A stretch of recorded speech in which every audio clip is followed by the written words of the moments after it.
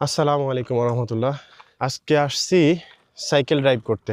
আমি যে এরিয়াতে থাকি এই এরিয়াটা থেকে আধা ঘন্টা না 20 মিনিট সাইকেল চালালেই আমার এখান থেকে একটা পাহাড় দেখা যায়।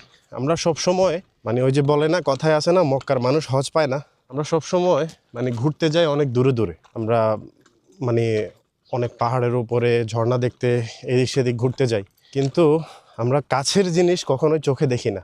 আজকে আমি যে এরিয়াটাতে থাকি এই এরিয়াটার পাশেই মানে সামনেই, আমার দোকানের সামনেই অপোজিটে এই পাহাড়টা দেখা যায়, কিন্তু আমরা কখনোই এই পাহাড়ের নিচে বা আশেপাশে আমরা কখনোই ঘুরতে আসি না, কারণ এটা আমাদের থেকে সবসময় দেখা যায়। তো আজকে চিন্তা করলাম যে আমি সাইকেল ড্রাইভ করে এই এলাকাটা একটু ঘুরি।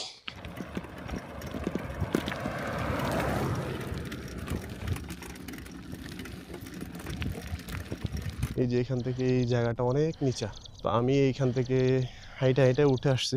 জায়গাটা কত সুন্দর! এটা মানে এটা পাহাড়ের উপরে পাহাড়, আর একটু উপরে গেলে অবশ্য পুরাপুরি দেখা যাবে।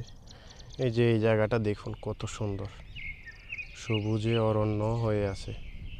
এখান থেকে পাহাড়টা অনেক কাছে, অবশ্য অনেক দূরে, কিন্তু এই পাহাড়টা, এটার নিচে যাওয়াটা এতটা সম্ভব না আমার পক্ষে, অন্তত পক্ষে। তবে এইখানের পুরা সব কিছু সবুজ হয়ে আছে। আমি আপনাদেরকে জুম করে দেখানোর চেষ্টা করতেছি। ওই যে লাইট জ্বলতেছে, ওই পাশটাতে আমরা থাকি। এখানে একটা ভাই ছাগল চড়ায়। এখানের ঘাসগুলো দেখতে আসলে অনেক সুন্দর লাগে। এই যে বাতাসে, ওই দিক থেকে বাতাস আসে, এই জন্য ঘাসগুলো এদিকে হেলে গেছে। এই যে ঘাসগুলো একদম পুরাই এদিকে হেলে গেছে। কতটা সুন্দর জায়গাটা! আমি হাইফারলেসের একটা ভিডিও করার জন্য আমি এখানে আসছি। কতটা সুন্দর জায়গাটা দেখেন। এই যে পিছনে পাহাড়, আল্লাহর অপরূপ সৃষ্টি। তো আমি এখন এখান থেকে হাইফারলেসের ভিডিওটা করব। আমাদের নতুন মসজিদের মিনার দেখা যায়, এই যে মসজিদের মিনার দেখা যায়।